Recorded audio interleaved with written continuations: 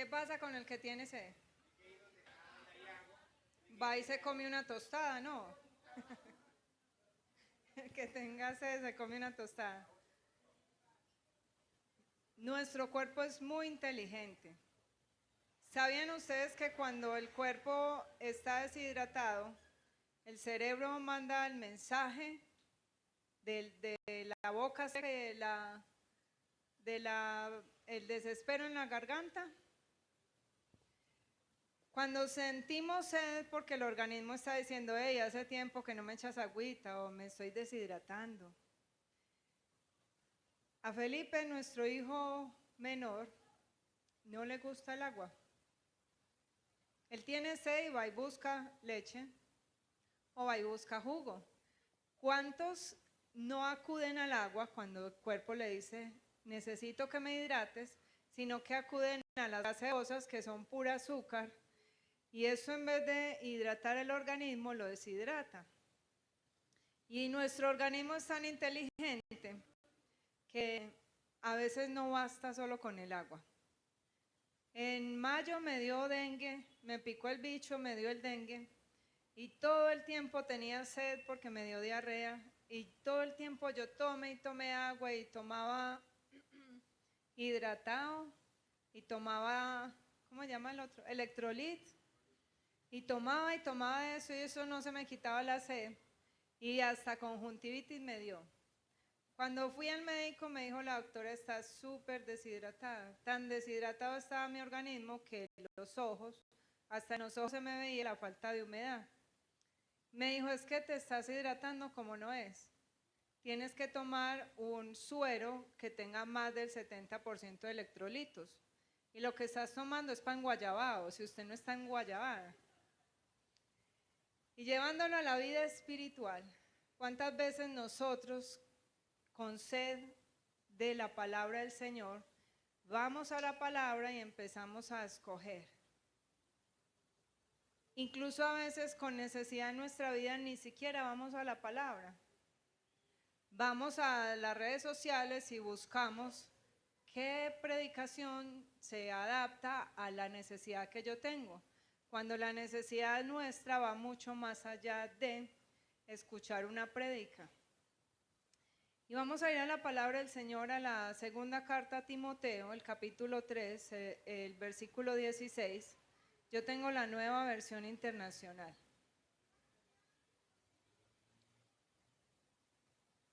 Amén. Vamos a leerlo desde el 15. Leemos la palabra del Señor en el nombre del Padre, del Hijo y con la guía de su Santo Espíritu. Desde tu niñez conoces las Sagradas Escrituras, que pueden darte la sabiduría necesaria para salvación mediante la fe en Cristo Jesús. Toda la Escritura es inspirada por Dios, útil para enseñar, para reprender, para corregir y para instruir en justicia, a fin de que el siervo de Dios esté enteramente capacitado para toda buena obra. Amén. Padre, entregamos este tiempo en tus manos, Señor. Hemos venido a alabarte, a cantarte, y ahora te rogamos, habla a nuestra vida y a nuestro corazón. Que tu Santo Espíritu guíe y direccione todo este tiempo, que tu Santo Espíritu, así como dice esta palabra, Señor, nos corrija, nos instruya, nos redarguya y nos lleve a ser cada vez mejores siervos enteramente capacitados para toda buena obra, que te dé gloria y que te honra solo a ti, el único Dios verdadero, a quien hemos venido a alabar, a adorar y a exaltar en esta noche. Por eso damos gloria a tu nombre y nos abandonamos en tu mano, Señor. Quita todo lo que estorba en nuestra mente, en nuestro corazón, para que esta palabra penetre y esta palabra produzca ese cambio en nuestra vida. Te lo rogamos, Padre, en el nombre de Jesús. Amén y amén. ¿Para qué sirve la Escritura entonces? Diga, la palabra me sirve para enseñarme, para reprenderme, para corregirme y para instruirme. La palabra es la única que nos puede salvar. Amén. Pero muchos se empeñan en adaptar las escrituras a su propia necesidad y a su propio interés, cuando lo que deberíamos hacer nosotros es no adaptar las escrituras a nuestra necesidad y nuestro interés, sino adaptarnos nosotros a las escrituras. Tenemos que aprender a obedecer la palabra de Dios, porque muchas veces la leemos y se nos olvida qué fue lo que me dijo el Señor. Muchas veces la escuchamos y se me olvida qué fue lo que dijo el Señor. Y si usted es cristiano, ¿cuántos cristianos hay aquí? Entonces guíese por lo que dice la Biblia. Y no se deje engañar por muchos de aquellos que están hoy apostatando de la fe. Muchas enseñanzas que escuchamos y que, ay, no, si eso tan bacano, eso es como chévere. Y va uno a la palabra y deja que el Señor le hable y dice uno, ah, no, eso no está bacano ni chévere. Eso era puro cuento y pura carreta. Si un creyente en Dios recibe por fe la promesa de ser salvo y ha puesto su confianza en Jesucristo, lo natural y lo normal es que produzca, que se vean esos cambios profundos que el Señor ha producido en nuestra vida, ¿o no? Nosotros llegamos al Señor vueltos nada, ¿cierto? Si el Señor nos enseña y nos guía a través de su palabra, ¿cómo es nuestra vida? Cambiada, transformada, ordenada, porque llegamos en caos y la palabra del Señor lo que hace es que nos ordena. Y cuando nosotros somos obedientes, miren lo que está pasando. Hay muchos creyentes que van buscando iglesias donde les den palabra de ánimo, palabra de prosperidad, palabra de bendición, pero estas personas que van a esos lugares no se quieren exponer a la palabra del Señor. Y cuando no nos exponemos a la palabra, no obedecemos. Y cuando no obedecemos, no recibimos los beneficios que la palabra de Dios nos trae por la obediencia. Deuteronomios dice, creo que es el capítulo 28, donde dice la bendición por la obediencia y la maldición por la desobediencia. Ah, pero decimos, no, los cristianos tenemos que estar bendecidos, prosperados y en victoria. Las maldiciones no son para nosotros, pero tenemos una vida desordenada. Y si tenemos una vida desordenada, ¿cuándo nos van a alcanzar las bendiciones de Dios? ¿Cuándo? Si la fe de un creyente es auténtica, genuina y sincera, puede dar testimonio de la presencia real de Jesucristo en su vida y mostrar a través de sus acciones la nueva vida que ha recibido. Si no es así, entonces es porque esa persona no ha recibido una nueva vida. Diga conmigo, ser cristiano implica un cambio radical y una renuncia total a mi vida pasada y al pecado. Eso es ser cristiano. Ser cristiano es un cambio radical, no el partido ese político, no, sino el cambio radical que produce el Señor en nuestra vida. Porque el Señor produce ese cambio radical cuando usted y yo, que tenemos sed, acudimos a la palabra, a la fuente verdadera. ¿Quién es la fuente verdadera de nuestra vida? Jesucristo. Solamente Jesucristo. Mire, hay muchas, a veces tenemos a Cristo como un concepto religioso, ¿cierto? Hay muchas personas que tienen a Cristo como un concepto religioso o como parte de la tradición de un pueblo, porque eso es lo que nos han enseñado. Pero resulta que usted y yo necesitamos conocer a ese Dios de la historia, a ese Dios de la tradición, en una dimensión real, porque Él es el único protagonista de la salvación de la humanidad. ¿Se sabe qué significa el nombre de Jesús? ¿Qué significa el nombre de Jesús? Salvador, maestro. Resulta que en Isaías 9:6 dice, porque un niño nos es nacido, hijo nos es dado, y el principado sobre su hombro, y se llamará su nombre, admirable consejero, príncipe de paz. Pero dice, admirable, consejero, Dios fuerte, Padre eterno, príncipe de paz. Mire que hasta la canción le mochó la mitad. ¿Qué es? Admirable, consejero, Dios fuerte, Padre eterno, príncipe de paz. Esto se profetizó casi 700 años de que Jesús viniera al mundo. Lo habló Dios a través del profeta Isaías. Mire que el profeta dice, será llamado su nombre. ¿Y cuántos nombres encontramos ahí? 5. Pero el profeta dice, será llamado su nombre. No serán llamados sus nombres, porque Jesús es un todo. Y cada uno de esos nombres es una característica que va dada a la otra. Así es que usted y yo no podemos coger aisladamente una característica de Dios, abrazarla y rechazar las otras. Dios es un todo y como un todo tenemos que abrazar. Y me parece muy lindo porque es como si se empezase a abrir una ventana. Usted y yo estamos en oscuridad y llega el admirable consejero, el Dios fuerte, el Padre eterno y el príncipe de paz, y a medida que se va revelando a nuestra vida, primero como admirable, luego como consejero, es como si la ventana se empezase a abrir y la luz empezase a llegar a nuestra vida. Hasta que esas 5 características de Jesús no estén en nuestra vida, usted y yo no vamos a salir de las tinieblas. Hasta que esas 5 características de Jesús no estén en nuestra vida, nuestra sed no se va a terminar. Por eso es que no podemos acudir a otra fuente. Así como yo tomaba lo que no era para hidratarme y nada que me aliviaba, así mismo usted y yo necesitamos ir a la fuente para aliviar ¿qué?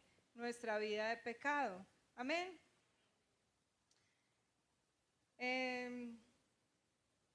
Vamos a ir mirando cada una de estas características y cómo el Señor se revela a través de ellas. La primera es admirable. Admirable. Solo hay un lugar en el mundo sin oscuridad. ¿Y cuál es ese lugar? Jesús. Solamente Él es la luz, Él es el camino y Él es la verdad.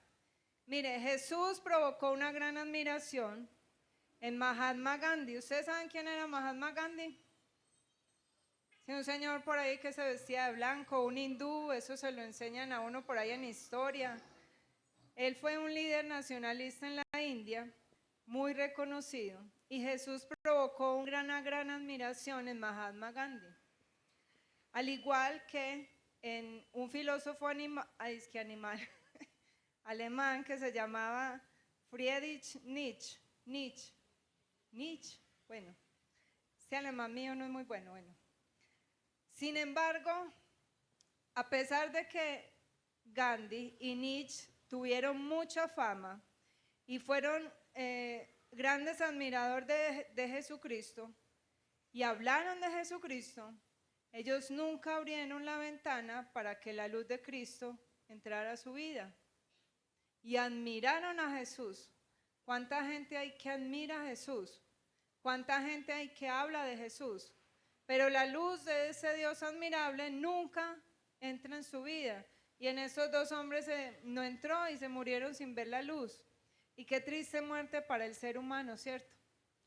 Admirable fue que la vida de Jesús, su carácter, su bondad, su dominio propio, su mansedumbre, la forma como se salvó de la muerte aun cuando era pequeño. ¿Recuerdan que el rey Herodes mandó matar todos los niños menores de 2 años?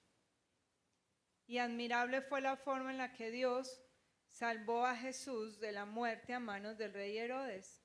Admirable es que haya vivido como un santo y que haya muerto como un vulgar malhechor. Admirable fue la expresión del centurión. ¿Recuerdan qué dijo el centurión? Aquel hombre que estaba allí al lado de la cruz cuando Cristo murió, que había presenciado muchas crucifixiones y muchas muertes, y se admiró en Lucas 23:47 dice, verdaderamente este hombre era justo. Admirable fue su resurrección. y admirables sus apariciones posteriores y su ascensión al cielo. Y admirable la forma como Él nos ha rescatado y admirable la forma como nos ha salvado. Ese es nuestro Jesús admirable. La segunda característica es consejero. Consejero. Es como si empezásemos a adicionar los electrolitos que vamos necesitando a esa agua que nos vamos a beber. Consejero, como consejero Jesús mostró un amor profundo por quienes se cruzaron en su camino. Él fue el sanador de sus vidas, Él llenó vacíos, Él transformó desiertos en jardines verdes. Así como lo hizo con la samaritana, así como lo hizo con la mujer adúltera que la tiraron ahí. Vea, maestro, la ley de Moisés ordena que la apedreemos porque la encontramos en adulterio. Esa mujer estaba en un desierto y ¿qué pasó? Jesús le dijo, tus pecados te son perdonados, pero le dijo, vete y no peques más. Ese es nuestro consejero. Amén. Y en pleno siglo XXI, muchas personas que no saben qué hacer, cambian de religión, van de una iglesia a otra, buscan ayuda para mitigar la angustia, la incertidumbre que viven. Muchos hombres y mujeres quieren saber su futuro. Están embalados con el presente y quieren saber el futuro. Y entonces van a que le lean las cartas, van a las iglesias donde solo hay profecía, que no es profecía sino adivinación, porque cada que usted va le adivinan una cosa nueva. Y de esa manera los hombres y las mujeres van por el mundo pidiendo a gritos que se les escuche. Necesitan consuelo, amor y esperanza y no encuentran ni una sola persona dispuesta a darles ese aliento.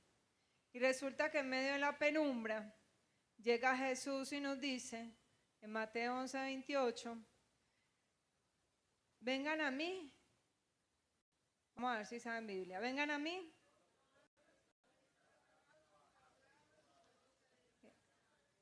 ¿Y qué más dice? Y llevad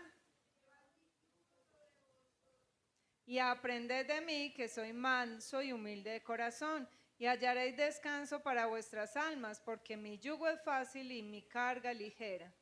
Y cada vez más hombres y mujeres agobiados por el pecado, por la desilusión, por la traición, sumergidos en sus fracasos, en la quiebra, caminan por ahí, sin destino, sin fuerza, sin esperanza, anhelando encontrar a alguien que les dé ánimo, anhelando tener plata para salir de las circunstancias difíciles, poniendo su esperanza en el dinero, pensando que el dinero es la solución a los problemas, cuando esta no es la realidad. ¿Cuántos hay que amamos a Dios y que somos felices con plata o sin plata? Que hemos aprendido a confiar en el Señor porque Él nunca nos ha dejado solos ni desamparados. Cuando estamos en dificultad acudimos a nuestro consejero. A veces el Señor dice, espérate, espérate. No te vayas a meter en la deuda. No te divorcies. Espérate. No te cambies de lugar, no te cambies de iglesia que yo no te he mandado. Espérate.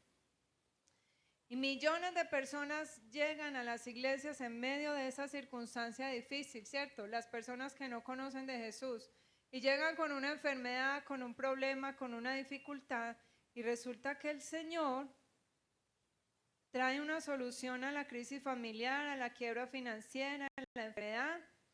Y muchos incrédulos se acercan y se quedan. Pero quienes se hayan acercado a Dios por una necesidad material o porque están en una crisis, necesitan examinar su corazón y su vida. Necesitan dejar de juzgar a otros. Necesitan arrepentirse de sus pecados.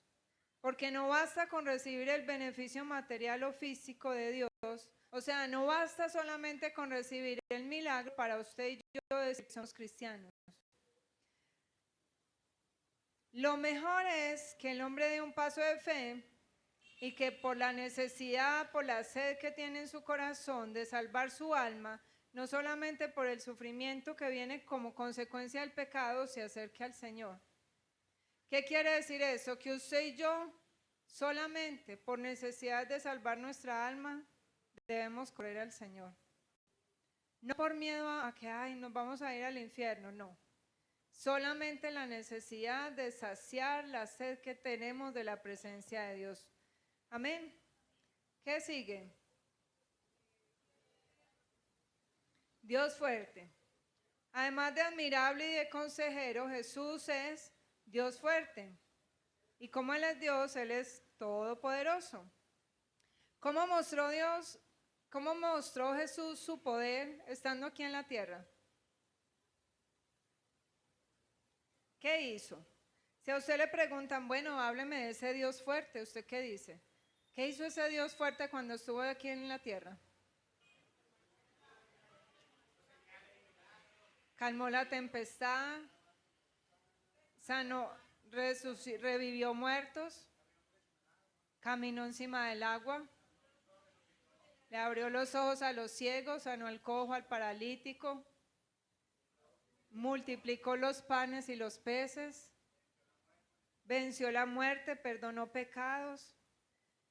Y miren, Jesús venció las tres fuerzas más poderosas de este mundo, que son, ¿cuáles son las tres fuerzas más poderosas de este mundo? La muerte, el pecado y Satanás. Jesús los venció. Y cuando usted y yo pensamos en ese Dios fuerte, no es solamente recordar que un niño fue el que nació, sino que ese Dios fuerte y poderoso es Señor de la historia, y que algún día, no muy lejano, va a volver y va a seguir reinando sobre todos nosotros. La fragilidad con la que los cristianos llevan su vida de fe, la tibieza de sus corazones y la religiosidad improductiva de quienes profesan conocer a Dios, pero que con sus hechos lo niegan, es lo que hace que las personas no quieran acercarse a Cristo. Porque usted y yo podemos decir que tenemos un Dios fuerte que venció el pecado, pero usted y yo mostramos a todo el mundo que somos igual de pecadores. Entonces, ¿qué sentido tiene acercarse a la iglesia? ¿Qué sentido tiene hacer que usted le hable a alguien de que Cristo cambia, salva, libera y transforma si en su vida usted no muestra este cambio y a ese Dios fuerte que es capaz de transformar? Padre eterno, miren, la idea aislada de un Dios fuerte puede transmitir una sensación de lejanía y frialdad. Y los griegos tenían la idea de que sus dioses estaban muy ocupados y que no escuchaban sus oraciones. Pero usted y yo, que tenemos un Dios fuerte, porque los griegos decían, nuestros dioses son fuertes y están tan ocupados siendo fuertes que no escuchan la oración. Pero usted y yo, que tenemos un Dios fuerte, sabemos que ese Dios fuerte también es nuestro Padre eterno y que nunca está ocupado para nosotros. Que nuestro Dios fuerte es nuestro Padre que siempre tiene un tiempo para escucharnos. El Dios fuerte es el mismo Padre eterno, un Padre íntimo, un Padre personal que nos ama, un Padre que nos dio a Jesús. Y saben que aunque Jesús no es Padre, porque en esta característica no está hablando del Padre, sino que está hablando de Jesús como Padre. Lo que está mostrando esta característica de Jesús es que Jesús tiene ese corazón compasivo de un Padre.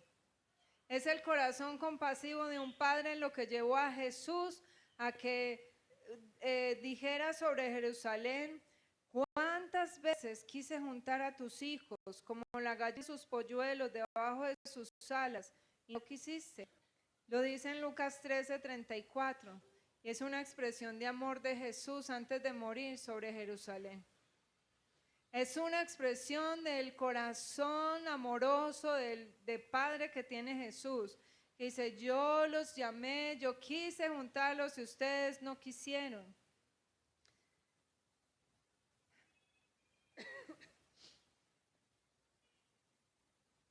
Mire, el paso que usted y yo debemos dar para dejar de lado la religiosidad improductiva es convertirnos en creyentes nacidos de nuevo. Es dejar el concepto religioso que tenemos de Jesús y que Él se convierta en nuestro Padre tierno, amoroso y misericordioso que nos anima y que nos lleva a tener una relación permanente y personal con Él.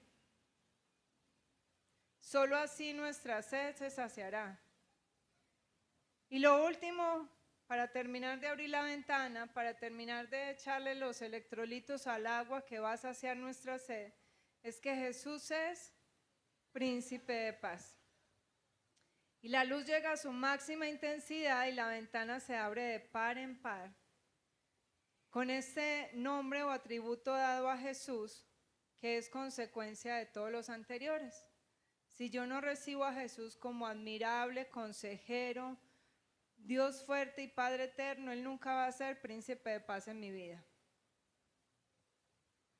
Es una secuencia que yo no me puedo saltar. La tarea principal de Jesús como Salvador es relacionar al hombre con su Creador, es restaurar esa relación, es reconciliarnos. Dice la palabra del Señor en Colosenses 1:20, que por medio de Él vino a reconciliar consigo todas las cosas, así las que están en la tierra como las que están en los cielos, haciendo la paz mediante la cruz. Y en segundo lugar, vino a reconciliar la paz entre los hombres, porque en un mundo lleno de violencia, Jesús es la única fuente de perdón y de reconciliación. ¿Qué dice el mundo? El mundo se pega a la ley de Moisés que dice ojo por ojo, diente por diente. Usted me tumba un diente y yo le tumbo dos. Usted me saca un ojo y yo le saco los dos. Pero Jesús viene a enseñarnos que el perdón y la reconciliación es el único camino.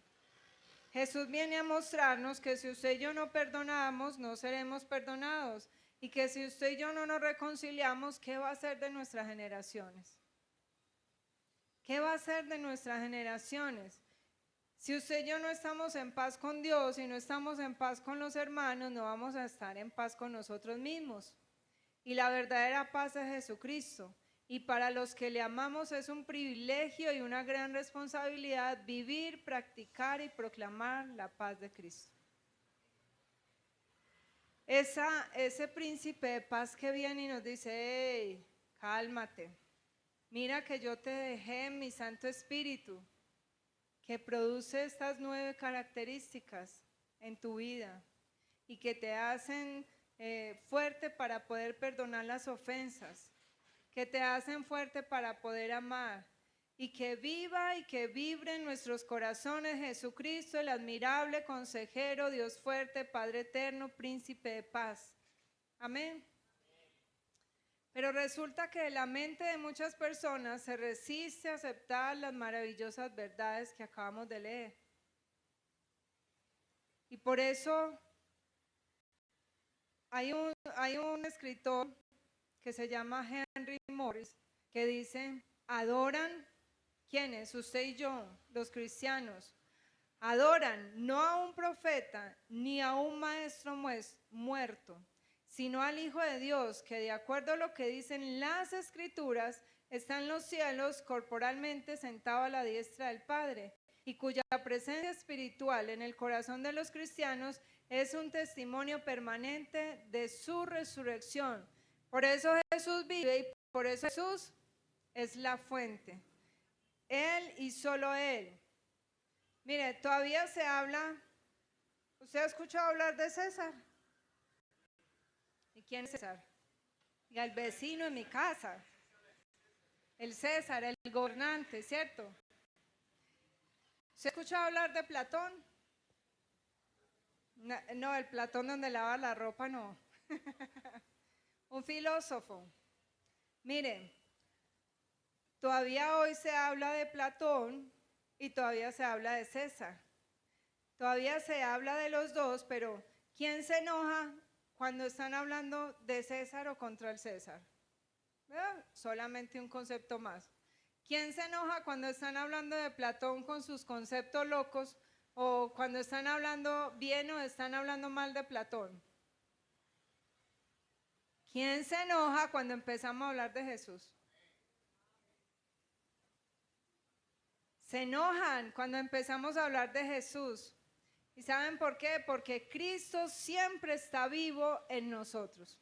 Y todavía hay quienes lo aman y quienes lo odian y quienes lo rechazan. Y existe una pasión por la vida de Cristo y su doctrina, y otra pasión por destruir la doctrina de Cristo. Así es que el enfurecerse de tantos contra Cristo muestra que Cristo no está muerto. Porque si Cristo estuviese muerto, nos daría lo mismo que hablasen o no hablasen de Cristo.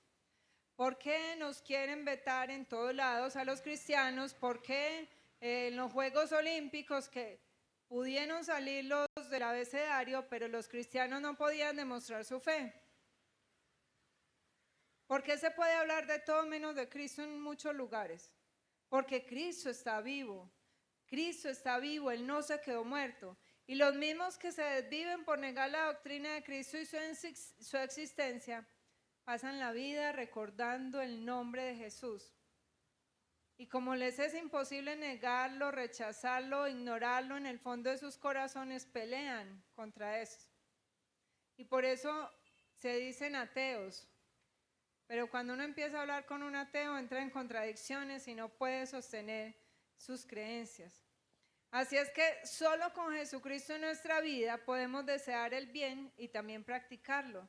Solo con Él podemos ejercer libertad. Solo con Él en nuestro corazón podemos decir sí o no al pecado. Solo con Él los padres pueden admitir los errores, pedir perdón, y los hijos pueden admitir sus pecados y pedir perdón y recibir el perdón y entregar el perdón. Solo con Cristo los religiosos pueden entender que la religión sin conversión no sirve de nada.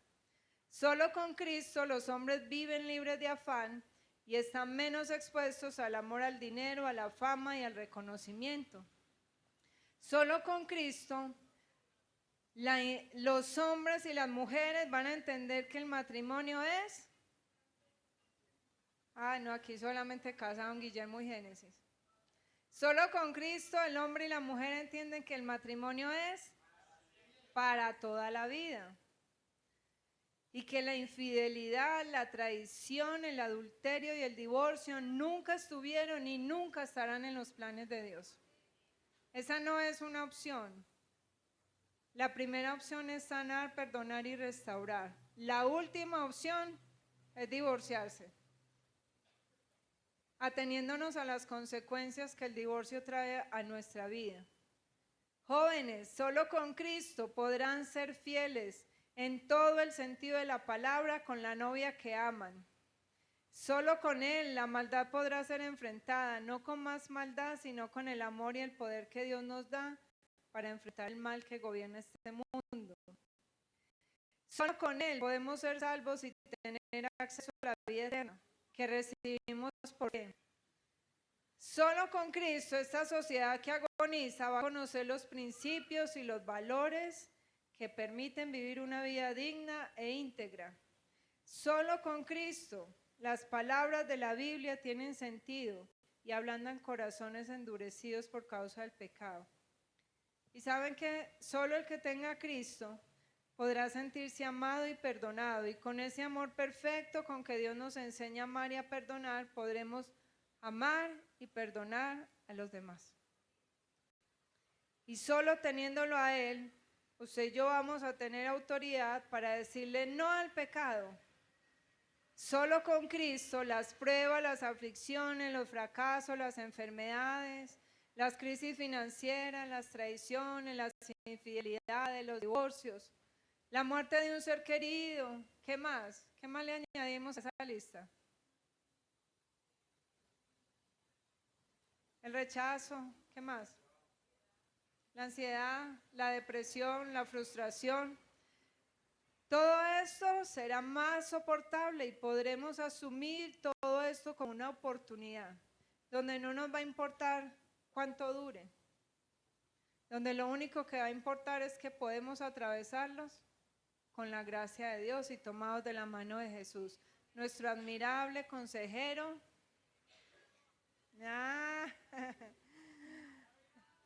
admirable consejero, Dios fuerte, Padre eterno, príncipe de paz. Solo con la gracia de Dios usted y yo influimos en el destino eterno de quienes van por el mundo sin esperanza y anunciamos las virtudes de aquel que nos llamó de tinieblas. ¿A qué? Nos llamó de tinieblas a su luz admirable. ¿Quién es la luz admirable? Jesucristo. Solo obteniéndolo a Él podremos anhelar la llegada de ese día glorioso para estar en su presencia. Solo cuando usted y yo estamos confiados y tenemos la certeza de que somos salvos, podemos decir, Maranata, ven Señor Jesús. Si no, vamos a decir, auxilio, no vengas todavía, Señor, no me he peinado, no me he vestido, no estoy todavía, espérate, es que me falta esto y esto.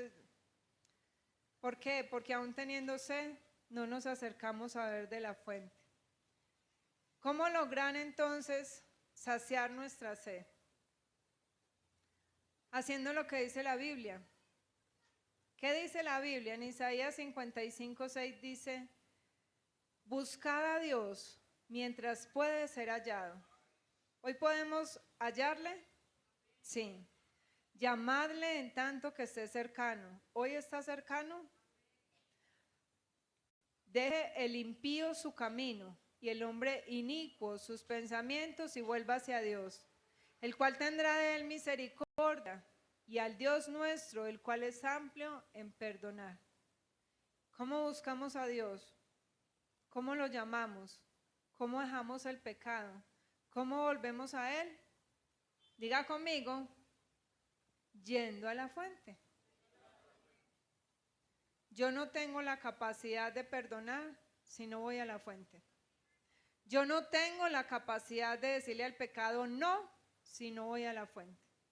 Y vemos a Jesús siendo tentado allí en el desierto, que cada vez que Satanás le ponía algo, ¿qué hacía Jesús? Iba a la fuente. La fuente es la palabra, la única que sacia nuestra sed. Necesitamos ir al único y verdadero manantial de donde brota la vida eterna. Y Jesús dijo en Apocalipsis 21:6, dice, hecho está. Yo soy el alfa y la omega, el principio y el fin.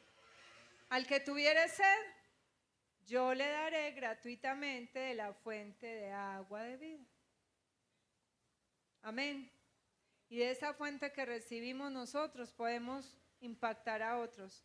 Y necesitamos entender lo que verdaderamente los hombres y las mujeres necesitamos para que en medio de la angustia, de la prueba, del sometimiento, de la escasez, encontremos paz, esperanza y libertad. Para que en medio de la pobreza, de la duda, de la debilidad, obtengamos la verdadera riqueza, la fe, las nuevas fuerzas. Para que en medio de este mundo religioso, engañoso, usted y yo conozcamos la verdad. Esa verdad que nos hace libres, que calma nuestra sed, que llena nuestros vacíos, que le da un sentido a nuestra vida, que nos hace levantarnos cada día diferente. La única verdad viene de Dios. Él es el único que nos puede dar consuelo, que nos puede dar perdón. Y lo más importante que Jesús nos da es, ¿qué es? ¿Y qué más? Y vida eterna. Y la vida eterna es Jesucristo. La vida eterna es Jesucristo.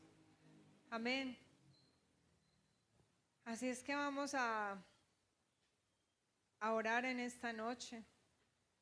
Si usted tiene sed, yo sé que sí, porque ha venido aquí, yo espero que haya venido con mucha sed, que haya venido con muchísima sed, con mucha necesidad, no de un milagro, sino del Dios que hace el milagro. Porque los milagros se acaban, los milagros pasan y siempre vamos a necesitar un milagro nuevo. Pero nuestro Dios permanece y nuestro Dios es eterno. Si Jesús fuera una simple idea, la gente no odiaría tanto el Evangelio. Los países no se pelearían por causa del Evangelio. No habrían guerras por causa del Evangelio. Y es porque Jesús es el único que puede salvar nuestra vida. La vida eterna es que te conozcamos a ti, mi Jesús, y que conozcamos al Padre. Y nuestra esperanza está puesta en ti y solo en ti, Señor. Padre, en esta noche sé que aquí hay corazones que tienen sed, que tienen hambre de tu palabra, sed de tu justicia, de la tuya y no la nuestra. Sed de esa presencia en la cual encontramos gozo, encontramos paz, encontramos delicia, Señor, a tu diestra, en la cual encontramos plenitud. Señor, muchas veces hemos acudido a fuentes que no nos han saciado. En vez de ir a tomar del agua de vida, hemos ido a tomar de aquella agua llena de azúcar, endulzada con lo que pensamos que es más deleituoso para nuestra vida, lo que pensamos que nos gusta más al probar y al escuchar. Padre, pero no importa si lo que nos estás hablando en tu palabra no nos gusta. Queremos amar tu palabra y queremos amar tu presencia. No nos gusta muchas veces que nos corrijan. No nos gusta que nos exhorten, pero necesitamos ser corregidos y ser exhortados. Necesitamos, Señor, de esa palabra que cambia y que transforma. Hoy reconocemos que nuestro corazón muchas veces se ha ido en pos de aquellas cosas que a ti no te agradan. Hoy reconocemos, Señor, que de estos 5 nombres, de estas 5 virtudes o cualidades de tu esencia, no hemos querido recibir muchas de ellas. Y por eso esa luz admirable que cambia y que transforma corazones no ha hecho el cambio en nuestra vida. No porque tú no quieras, sino porque nosotros no lo hemos permitido. Señor, hoy te rogamos que esa luz penetre hasta lo más profundo de nuestro ser, que ilumine cada rincón de nuestro corazón. Que la luz admirable entre y nos revele la verdadera condición de nuestro corazón. Que el engaño con el que hemos vivido durante años se ha disipado a través de tu luz. Que podamos reconocer y arrepentirnos y apartarnos de nuestro mal camino, para que podamos buscarte, para que podamos llamarte. En tanto, Señor, tú te dejes encontrar, como decía tu palabra. Buscadme mientras pueda ser hallado. Y eso es lo que queremos hacer. Buscarte ahora que tenemos tiempo, Señor. No permitas que sigamos esperando un mañana, un después, un tal vez, sino que te busquemos de corazón. Que podamos entender, Señor, tanto los nuevos como los que ya llevamos tiempo, que todos los días necesitamos ir a la fuente, que todos los días necesitamos de tu presencia, que todos los días necesitamos de tu perdón, que somos santos porque tú nos has santificado, pero que tenemos que ir cada día a alabarnos a través de tu palabra. Señor, hoy te ruego, ayúdanos y enséñanos. Ayúdanos y enséñanos, porque sin tu presencia y sin tu Santo Espíritu, nosotros no sabemos a dónde ir y no sabemos cómo caminar.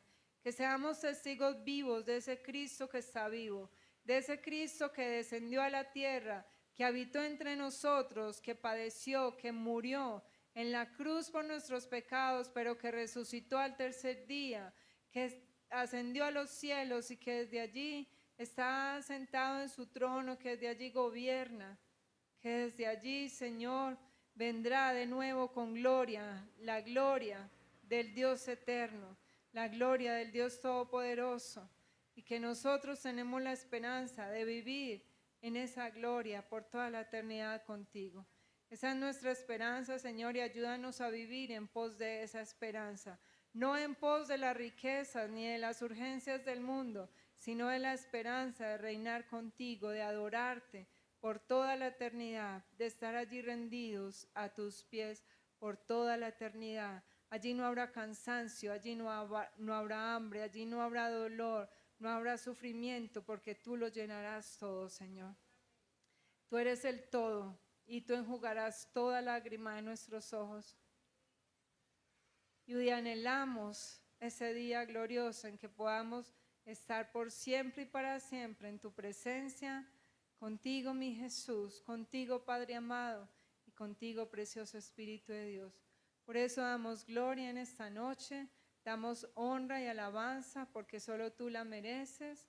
En el nombre de Jesús, amén y amén.